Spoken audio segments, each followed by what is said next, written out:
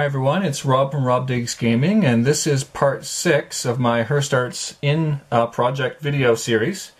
In this video I'm going to be taking you through the steps I took in painting up the walls of each of the rooms. And I'm nearly finished, but I wanted to leave a couple pieces unfinished so I could show you the steps in the process.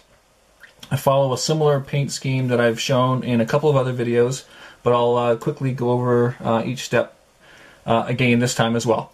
So this is going to be the bar for the inn, and to protect the flooring, which is already pre-painted, I laid down some strips of painter's tape, masking tape, and then I applied a base coat in black, and that's just a flat Mars black. Did that for each room. And then I applied a fairly liberal coat of raw umber, which is just basically a dark brown. And because this room has got some stone cracked earth floor tiles, the website, of course, recommends the use of the masking tape. Taped around that, and applied a coat of brown to each piece. Gives it some depth. I then took each piece. This is going to be the kitchen.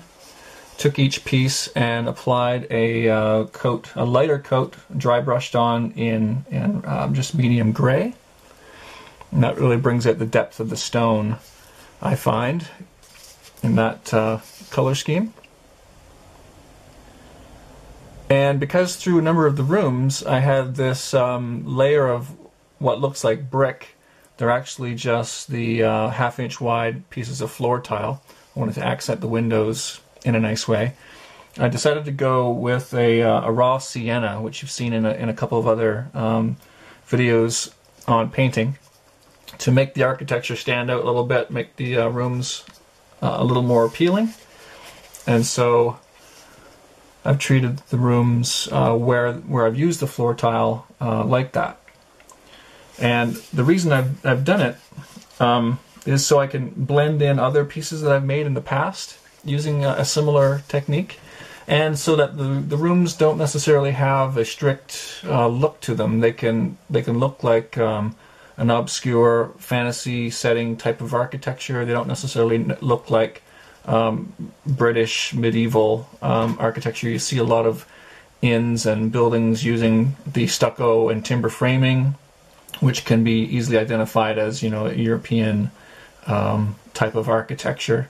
So I wanted something that was recognizable but still a little unique. So the type of stone that this could be made of is some sort of brown sandstone or something that that is not obvious as to what culture it might belong to. And because in the past I've made other pieces that have used this gray and raw sienna color scheme, I wanted to be able to make these rooms, because although they are a part of an inn, each room is a standalone piece that I can put in a dungeon or make turn into a standalone building. And I'd be able to blend it in with, for example, the color scheme of the recent arena that I made.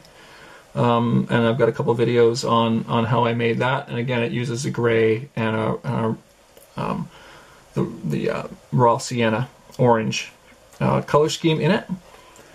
And some other floor tiles I've built in the past use what I've referred to as my sandstone color scheme, and that's where I've blended the brown and the raw sienna to form a unique color scheme. And it's not a stretch to have a room like this, a room like that with a piece like this next to it or branching off from it. So it makes a lot of my terrain pieces versatile that way. But that's not the final step I took in painting the walls. Once the black, the brown, and the gray were added, I then went over each wall with a very light layer of dry brushed on unbleached titanium, which makes the walls stand out even more and gives it that broken slate look. And this is going to be the room that contains the inn booths. And so it's got a dusting, basically, of the unbleached titanium, and it coats the orange bit of brickwork as well. And then on the outside, I've dry brushed on towards the bottom another light layer of dark brown to make it look as though perhaps some mud or a bit of dirt has splashed up and coated the bottom of the walls as people have walked past the room over time, and the bottom of the walls are a little dirty. I also, when I was applying the unbleached titanium, I tried to make it darker towards the top, or thicker towards the top, and for it to fade out towards the bottom. And that helps with shadowing.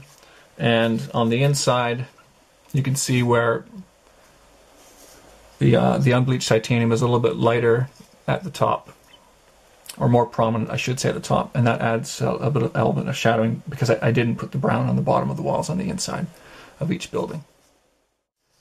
So here's my version of what the website calls the bedroom with the recessed arch. And in my last video, I take you through, in my last couple of videos, I take you through the changes that I made in each of the rooms.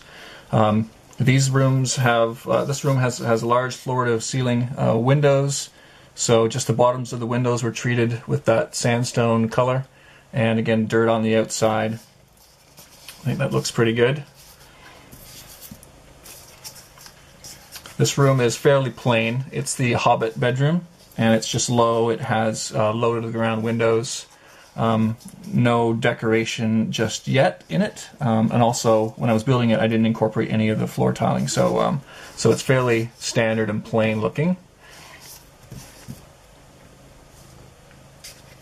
This is the inn office, and I quite like this room. I took the time when I was laying down the walls to include a shelf, basically, by turning some floor tiles on sideways to form a shelf, and then the remainder of the brick around it gets got that sandstone treatment, and the tops of the doorways there, windows in the back, and then the outside of the wall there.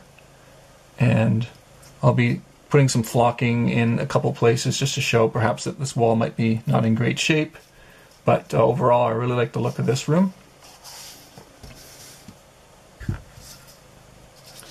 This is the bedroom with the large window, and again, in a breakaway fashion, there is an element of the brickwork running along two sides, and it's got the three marble columns forming the back wall, the window. And then the last room is the one that doesn't have wooden flooring. It's the cellar. And I treated the flooring with just the brown and the gray, and then the walls with the unbleached titanium. And because, as I mentioned in an earlier video, I wanted to try and simulate on the inside of the cellar, I wanted to try and make it look as though the walls had been whitewashed. So basically took a basic white and coated the insides of the walls, as was often done in a dry stone cellar, to seal up, keep it from leaking, keep it free of moisture, but also to make the room brighter because it would be in a fairly dark and dank location. So the whitewashing or application of white plaster on the inside of the walls would make it bright. So it turned out okay. If you look close, you can see, you know, streaks of paint and stuff. I might give it another once over with white just to try and clear that up to make it even thicker, but we'll see. I'm satisfied with it. First time I've tried doing that. So the ladder coming down will be in this corner, and then there'll be some supplies down here, and I think this will be a nice room too.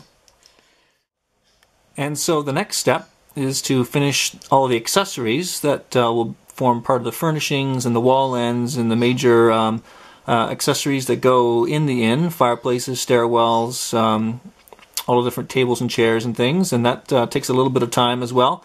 But I'm slowly getting through it, and the next video will be about what I've done with all of that. Thanks, and we'll see you soon.